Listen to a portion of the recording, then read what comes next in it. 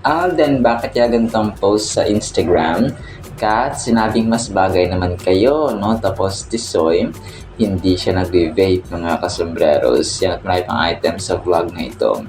Unahin ko ito, si Kat pala nagkaroon siya ng parang spotted siya, no? Hindi ko alam kung anong ginagawa ni Kat dito. Pero parang cast ito ng Saman Someday. Pinost ito ng isang fan kahapon mga kasambreros, no? Actually posted ito ni Navarro Lopez. Maka-brown si Kat dito. Tapos parang hindi parang okay. So bago yata ito mag-start yung kanilang isa sa mga fan meets, no? Mga kasambreros. Brown, tapos parang hinubadan ni Kat nung brown niya na parang jacket nung sa time na fan meet na mismo. So andito rin si ate niya Maha no, sa the same person na ito na kung saan ay nagpa-picture siya mga kasambreros kay Maha. Actually meron din si James hindi ko na nakuha mga kasambreros. Tapos si Alden naman kahapon or nung Sunday pala mga kasambreros, no? May backstage picture pala siya kasama si Nadine, si Nadine at saka si Kailin mga kasambreros. This was posted by Sweet Shell Kwong mga kasambreros. Parang fan siya sa backstage na nagkaroon ng chance na makapag-picture kay kina Alden or sa cast ng Love Siargao mga kasambreros. So, napaka-blessed no, ni ate mga kasambreros. Tapos, may isang fan pala dito, si Erica Pineda mga kasambreros, no? Ang kulit niya at ang cute kasi parang nagkaroon siya ng chance na na-vlog niya si Kat mismo sa set ng Love Siargao mga kasambreros. So, parang ang cute ang kanyang boses mga kasambreros. Pumunta siya sa Rizal, no? Kasi doon nga yung shoot ng Saman Someday mga kasambreros. So, ang ganda ng ano niya kasi parang naging part pala siya ng Saman Someday mga kasambreros. So, ang cute niya ang cute na kanya, kilig siya sa kilig na kilig siya mga kasambreros kay Kat mga kasambreros dito kasi sobrang ganda ni Kat mga kasambreros. So dito ay yun, nag-start silang taping mga kasambreros. So in-offer para siya ng in-offer sa kanya yung project kasi hindi alam yung cast mga kasambreros kung sino-sino. Tapos kung kaya nalaman niya nas na Kat at James Reid mga kasambreros ay sobrang Nadali pala na Erica Pineda mga kasambreros. So, para sobrang ganda niya Erica. Ang sikat din pala ito na mga kasambreros. So, 7 a.m. Tapos, ang kulit kasi 7 a.m. na pumunta doon.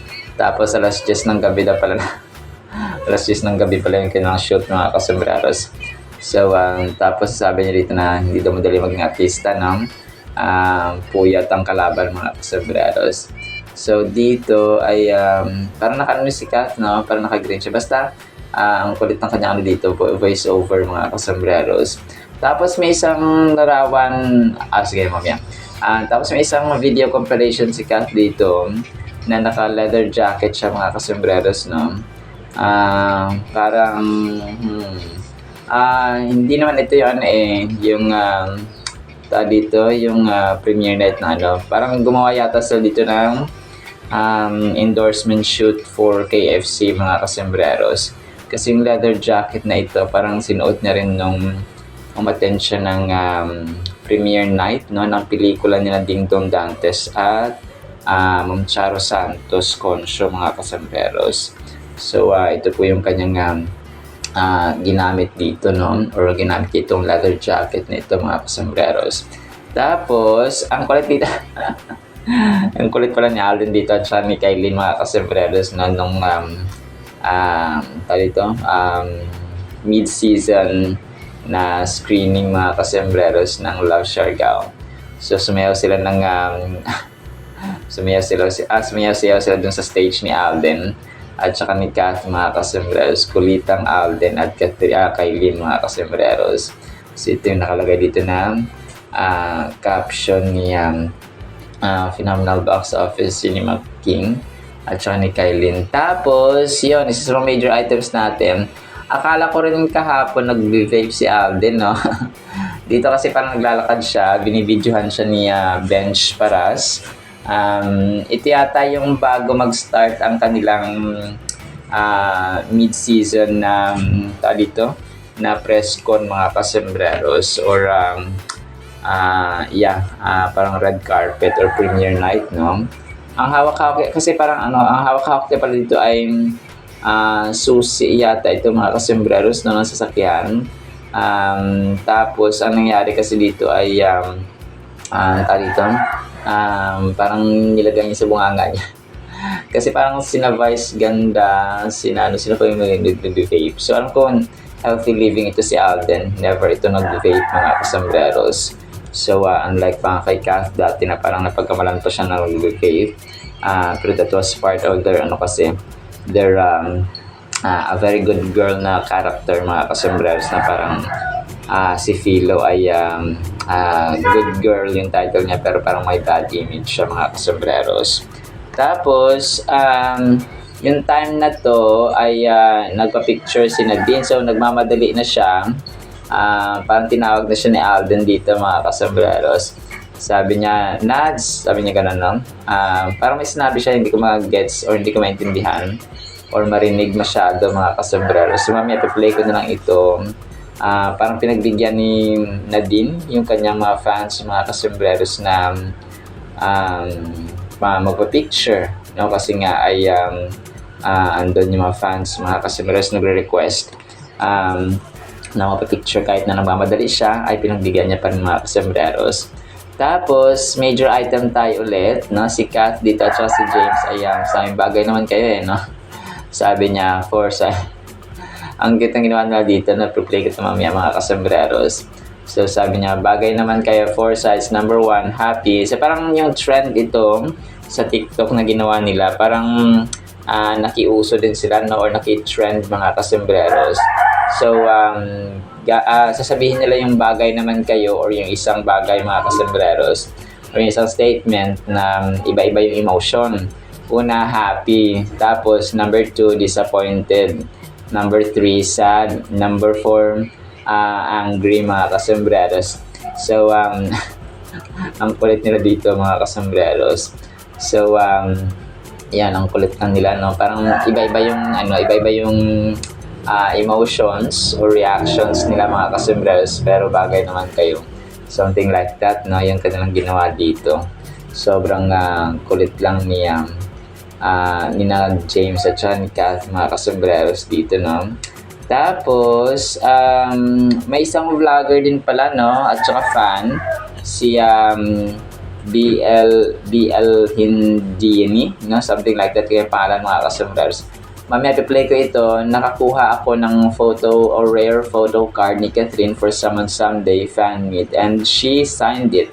Pinirmahan niya mga kaso. So, grabe yung kanyang tuwa, grabe yung kanyang saya, no, mga kasembreros.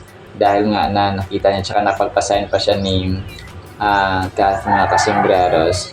So, may mga times na nawala yung dito yung camera niya kasi sobrang saya niya, hindi niya na-videohan mga kasembreros. So, yun, sobrang kulit niya ate. Sobrang saya niya mga kasembreros, no? Dahil nakapagpapirma nga siya kay Phenomenal Box Office Cinema Queen. Tapos, major item din tayo. Bakit yung ganito ang post ni Alden? Nagulat ako dito, no, sa isang post niya. Although, parang lang siya, yung isa eksena sa Netflix, no, sa Bleach, mga kasembreros.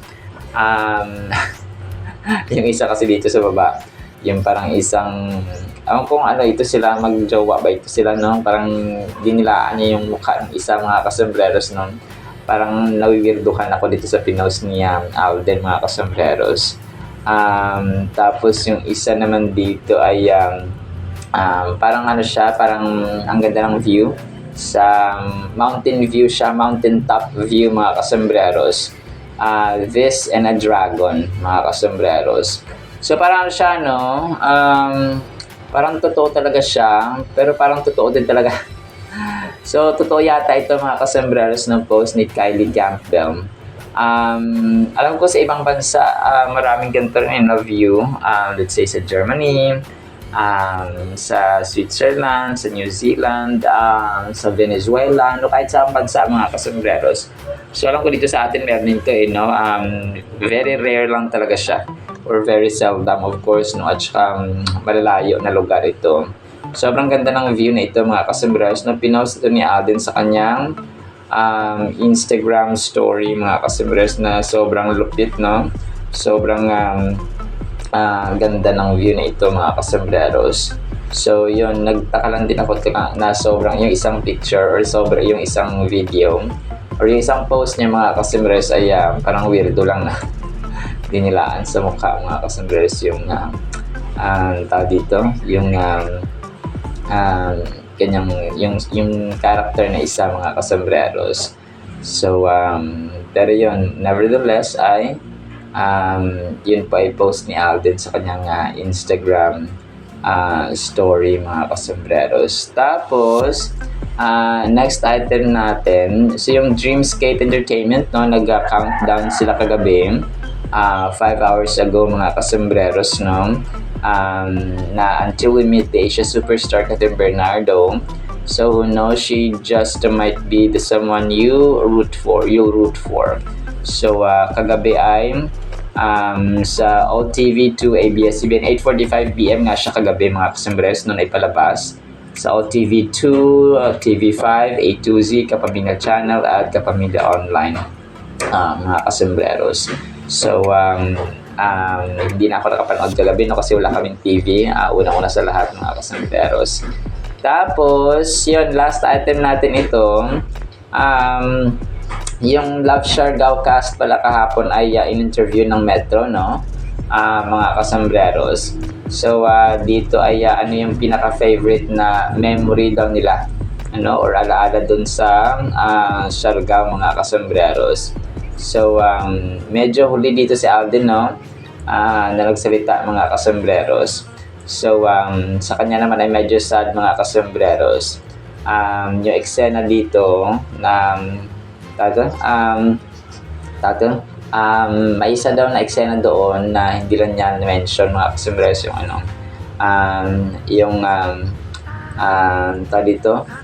yung sumakay daw siya ng eroplano mga kasembreros after the scene. Tapos sabi niya unti-unti na nababawasan mga kasembreros yung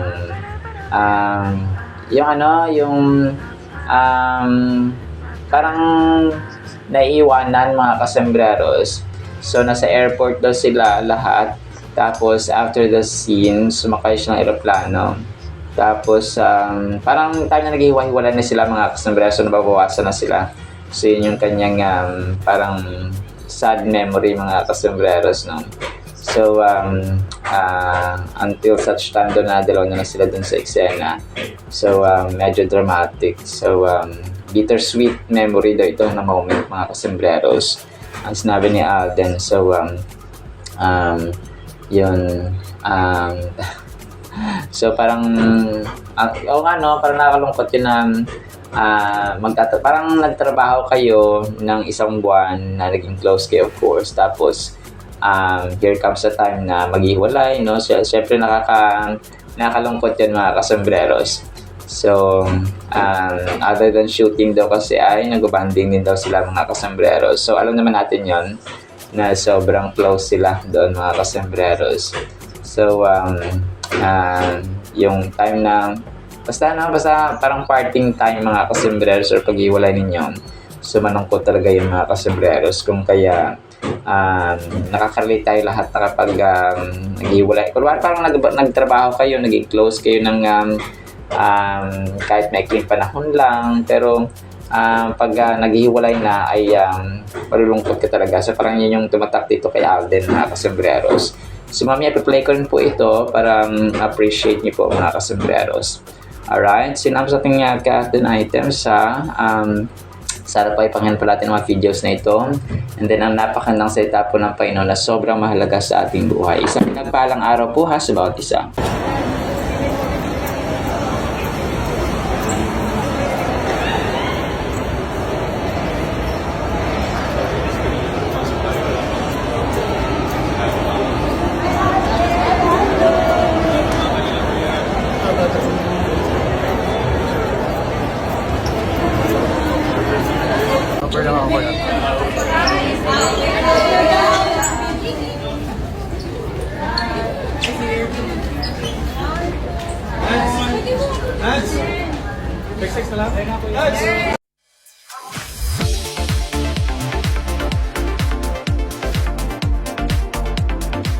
Yeah, I will say first. Okay. Do you remember when we have the dancing party? Yeah. Yes. And That's also one of my favorites. that was my very surprise, memorable moment because Yes. when he started dance, our dance, that was so sexy. Okay. Oh my God. And they were so funny. And after that, I feeling like we are really like good friends. Family. Yeah, the whole cast. Yeah. I would say yun yung pinaka-favorite ko din. Kasi yun yung time na magkakasama kaming lahat. Diba? Parang were there times na magkakasama tayong lahat ng buo. Parang isa lang yun sa pinaka, very rare. Yung mga characters kasi namin lagi magkakahiwalay. So, yeah, yun yung pinaka-favorite ko din. Tapos ang gulo-gulo lang namin. Yeah. Yes. Tinanggap na lang. Yes po. Opo. Ako din. Ano nga? Specific nga eh. Ay, favorite ko din. Lahat na lang. Tapos ako na naman yung may iba. Ano ba wala na. Kasi yun yung time na nag-close na tayo.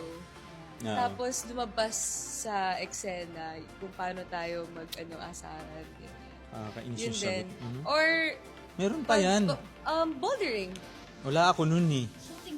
Hello. Sa shooting Kaya po. nga favorite ko kasi Ah, wala while kayo. filming. On. Kaya na favorite niya kasi wala ka. Bastos na bata. Ay, wala. So on cam. Sige. So, on Okay, cam. on cam. On cam lang. Yun din po yun. kasi yun talaga yun. Like, sobrang saya. Sobrang saya. Tapos nag-vlogs tayo. Tapos nag-work si Jisoo. Iba yung, iba yung akin eh. Medyo sad. Nung may scene kasi na hindi ko na lang sasabihin kung sino to kahit dahil hindi pa to umiere because this is towards the end. There's this character na we were all at the airport and then sakto na right after the scene sumakay siya ng eroplano. And parang that basically parang nung unti-unti nababawasan. So yun yung parang uy teka lang. Yung parang wala ka magawa. Uy, sandali. Until such time na dalawa na lang kami ni Nads na natira sa while filming. Yun. Medyo dramatic but that's my bittersweet moment during filming Love Siargao. Nagulat ako eh kasi hindi ko in-expect na yung connection. Tagal kasi namin magkakasama Nagteary-eye ka doon. Mga 1 month. Tapos parang, yun na yung nafe-feel mo na kasi other than shooting, nagbabonding din kami pag mga off. break, pag mga off days namin. So, kumakain kami, may mga activities kami, ganyan. So, parang nung umuwi na siya, parang yun yung parang, Yun yung, ito na yun, guys. Una. Guys, ito na yun. Parang, unti-unti na tayong nababawasan. Oo, masaklap. Yung mga masasayang araw natin matatapos. Matatapos na. Bagay naman kayo eh. 4 sides. Number 1, happy. Bagay naman kayo eh. Number 2, disappointed. Bagay naman kayo eh. Number 3, sad. Bagay naman kayo eh. Number 4, angry. Bagay naman kayo eh.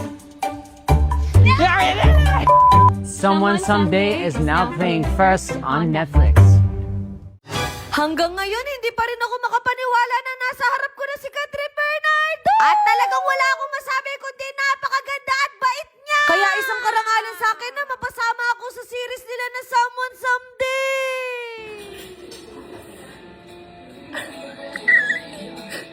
At eto nga, alas 7 pa lang ng umaga, nandito na kami sa resort. Opo, dito kasi gaganapin yung shoot nila, no? Grabe, malayo pa lang. Alam ko nang si Catherine Bernardo yun. Nung January pa nga tong video na to, kaya hindi pa ako si From This to This. Nagdala nga ako ng 3 outfit dito para meron silang pagpilian. At nabigla ako dumaan si Catherine Bernardo! Hoy, grabe na yung pagka-fangirl mo! Nakaka-starstruck kasi talaga yung ganda niya! Eto pala yung mga co-artist na kasama ko ngayon sa taping. Hoy, nakikitaping na siya! Nung kasing in-offer tong project na to sa akin, hindi ko pa alam kung sino yung mga Kaya nung nalaman ko sina Catherine at James Reid, talagang nagsisitalon ako! Basta ang atake natin dito para tayong employee, pero parang nagbuka akong estudyante. Nandito na nga kami sa location kung saan kami magsushoot. Isipin mo, alas 7 ng umaga, nandito na kami, tapos magsushoot pa lang kami ng alas 10 ng gabi. Kaya ngayon ko na-realize na hindi rin pala madaling maging artista. Kasi puyat talaga yung kalaban mo. At grabe, sobrang lapit ko na kay Miss Catherine. Para talaga akong maiihi sa sobrang kilig. Kaya maraming salamat sa Star Magic kasi pina-experience nila sa akin to. Kasi first time kong makita sa TV tapos sa Netflix pa. Hindi na nga daw kakainin yung cake kaya sabi ko isasharon ko na lang to. Hoy, wala ka talagang hiya. Deserve ko naman siguro to kasi hindi talaga ako kumain ng buong araw. Basta etong experience ko na to talaga memorable sa akin. Sabi ko naman sa inyo, willing talaga ako maghintay para sa'yo. Hoy, iba na yun. Ayun lang. Bye! Literal na rare photo card. Oh my guys! Nakapagpasign ako kay Catherine. Tapos nag-hi din sila sa vlog ni James. I'm so excited. Ang ganda po ng pwesto ko dun sa photo op namin. Hi, Kat! Hello! Thank you po, Karina. Hi, Kat. Pwede mag-hi ka sa vlog. Hi. Hi, vlog. Hi, vlog. Sa vlog. Thank you. Sign lang, Kat, please. Ito yung picture natin ng sa Pure Gold. Yeah! I love you so much! Yung Pure Gold, natatandaan mo? Yes! Oh. Thank you! See ya! See ya! Thank you, Inga! Thank you po! Sabi niya nga, I'm so lucky nga daw eh. Oh my gosh! Hindi ko na alam. Sobrang saya ko talaga. This is my day. This is the best day. Like, really can't believe. Like, nakita niya rin yung picture namin sa TCL, pero ito talaga na-firmahan niya. Tapos, ay sa Pure Gold. Tapos, naalala niya doon sa TCL. Tapos, nung nakita niya ako kanina, naalala. Sabi niya, you're so lucky. You're so lucky today. Walain. Siguro totoo yung polka dots. I think so. Thank you, rare photo cards. Like, legit. Love you, Kat! Napakalalim at napakaganda po ng ating Word of God, mga kasembreros. Ang title natin ay Sukdulang Kagalakan kay Lord. No, sino nalulungkot dyan? Para ito sa atin. No, the Lord gives me a reason, or Philippians chapter 4 verse 10, the Lord gives me a reason to be full of joy. Sabi niya dito ni Apostle Paul, it is because you're able to care for me again. I know you wanted to before, but you did not have a way to help me. So ito po mga kasembreros ay kapag tayo po ay nalulungkot, kapag tayo po ay nababalisa. So may napanood akong isang video, sabi niya Philippians ay isinulat ni Apostol Pablo. So the happiest book and the most joyful book daw sa Biblia ay ang Philippians. Okay? So ito ay Philippians chapter 4 verse 10. So ang Philippians, very sarcastic, no? Very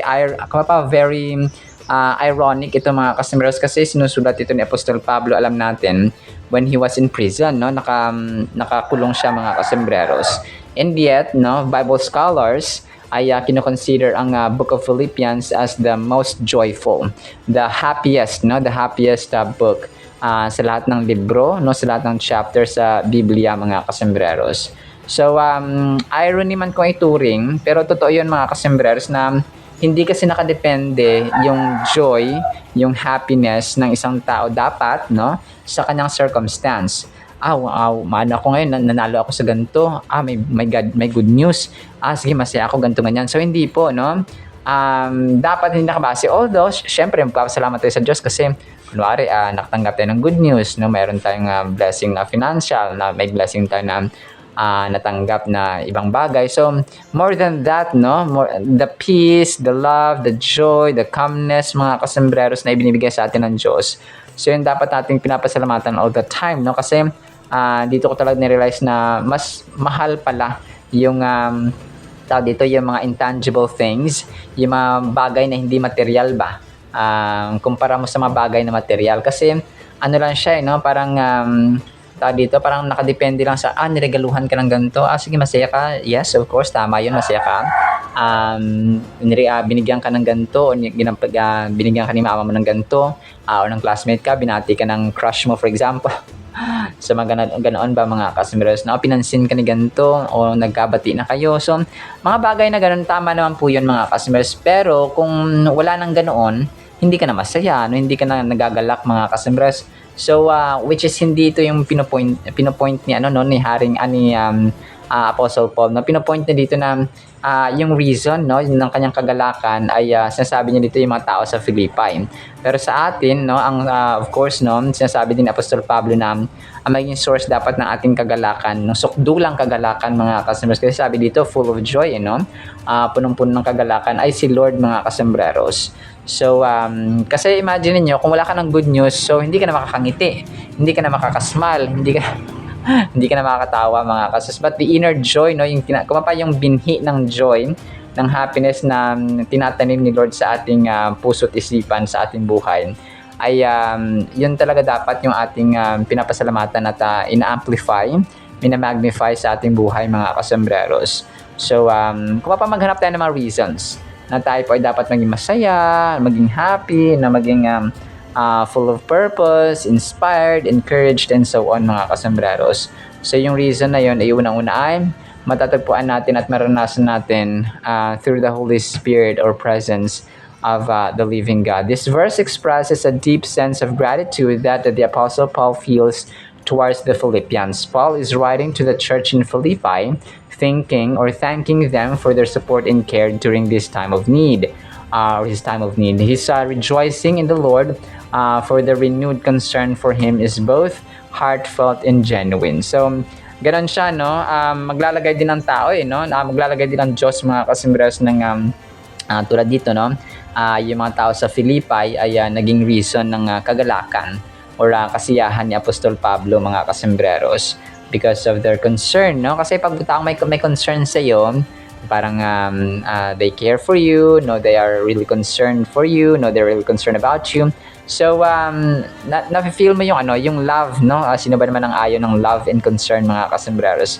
Of course, lahat tayo gustong-gusto natin na ma-feel, no, at ma-experience yung genuine at heartfelt na love and concern mga kasembreros. So mas lalo na, no, si Apostol Pablo kasi dito ay heartfelt na na-rejoicing because yun yung mga tao, no, mga genuine at heartfelt yung kanilang concern mga kasembreros. Paul acknowledges that they had always cared for him even if they lacked the opportunity to show it previously. This shows that they had a strong bond despite any distance or obstacles they might have faced. So yun siya, no, kahit na kahit na may mga hadlang, no, talagang nandun yung kagalakan ni Apostol Pablo mga kasembreros. Paul's message emphasizes the importance of community and support among believers. So, napakalaga nito kapag ang isang bahay hindi united, kapag ang isang society or grupo or organization ay hindi united, madali po yung mawawasak or masisira mga kasus, or hindi sila magtatagal because they are not united. Okay? Kasi kunwari magsasabi ang boss na ganito, tapos iba naman yung sinunod ng member, iba naman yung iba naman yung ginawa ng member sa tahanan, no? Pag sinabi ng tatay na ganito, tapos hindi sumusunod ang mga anak, no? Talagang walang unity, no? So ang mangyayari diyan ay talagang wala kayong ma-accomplish na productivity or resulta mga customers or positive outcome. So which is definitely applicable na sa ating realidad, no, sa literal nating buhay mga kasembreros. In this letter, we can see how essential it is not only care for one another, but also to express that care actively. So, yon, isa ito sa gusto kong gawin sana ng mga tao, no, especially yung mga anak, na kasi they only care, parang in-express lang kasi ng mga bata, ng mga anak, mga kasembreros, yung kanilang care and concern and love kapag patay na, nasa kabaong na yung tao or kanilang magulang or sino man dyan. So, they should actively express, no? Ito yung sasabi natin mga kasembreros na mag-I love you ka lang sa nanay mo, sa tatay mo kapag nasa kabaong na sila. So, hindi na yung marinig, hindi na yung maririnig ng patay mga kasembrero. So, minsan natatawa ako na makita na, I love you ma, I love you ma, I love you ma, I love you pa, I love you pa, I love you, I love you tito, I love you. Ganun. So, tapos, nung buhay pa, hindi mo naman pinarinig, no? Hindi mo naman express ng active na buhay pa sila at naririnig nila at may experience nila at naririnig nila mismo yung sinasabi, mafe-feel nila ba yung care and concern dapat mga kasembreros. So, which is dapat hindi ganoon, no? Ito rin yung reminder sa atin talaga, kasi sa amin talaga dito ng love you nanay, love you tatay, no? So, and of course, no, sinusunod namin sila mga kasembreros. It reinforces how we as a community must strive to be there for each other, especially when times get tough. Paul's gratitude is ultimately directed to God, recognizing that the movement of the Philippians to care for him is an act inspired by Christ's love. So, yun, ang inspiration talaga rin dito ay pinakapunot dulo, yung foundation ba, no? Ay ang salita ng Diyos, si Christ mismo mga kasembreros. Solid yung kanilang foundation. That is why na kapapa yung full of joy, yung full of happiness mga kasembreros, si Apostle Paul mga kasembreros, and of course the entire church of Philippi. When Paul mentions his joy in the Lord because of their concern, it shows us that our joy in life can often be linked to our relationships with others. Sinsya, no? Talagang normal ito na kunwari pagmahal ang nanay mo, pagmahal ang tatay mo, kapatid, asawa, magulang, or so on. So, talaga ikaw din ay, alam mo yun, magiging ma-feel at ma-experience mo. So, there is that great joy. Now, there is that happiness, mga kasembreros. So, instrument din kasi ang magulang natin, yung ating asawa, anak, kapatid, or so on, magulang, ng pagmamahal at care ng Panginoon. So, kunwari, no, ikaw lang mag-isa. So, you can feel any care, any concern, mga kasembreros, kasi nga ikaw lang mag-isa. Pero if there are family members sa iyong tahanan na andyan para ipakita na inalagaan ka or kinikare ka or nilove ka, so mararamdaman mo na God is loving, God is caring, God is concerned sa akin kasi God uses people as well to show and express His nature, mga kasembreros. So a caring community is important in our journey of faith, and recognizing those who invest in our lives can help us foster a spirit of gratitude for each moment. So, ganun siya mga kasembreros, no? Kasi ang tao, kapag, di ba, may blessing or may mga magandang nangyayari, talaga nagpapasalamat yan, no? May iba naman na instead of magpasalamat, nagreklamo pa, no? Ito lang. So, ayaw ng Panginoon ng reklamador. So, gusto ng Diyos na at inutos niya tayo po ay maging appreciative, no? At mapasalamat din mga kasembreros sa mga natatanggap natin at hindi natatanggap sa buhay, because if we truly believe or trust God, so anumang mangyari sa atin, mabuti, maganda, matagal man yan o mabilis na pangarap, ay pinapasalamatan natin siya mga kasembreros.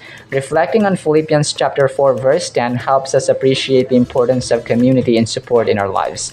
We are reminded to actively express our care for one another and remain open to receiving support when we need it. So these connections are treasured and form an essential part of our Christian journey. So let gratitude guide us in our relationships as we strive to reflect the love of Christ, or the love Christ has shown us. So napakalaga nito mga kasembreros, yung gratitude, yung pagiging pasalamatan natin mga kasembreros sa bawat isa, no? Kasi unang-una of course, no, sa Diyos, and then sa tao, because people are also instruments of God's love para sa atin.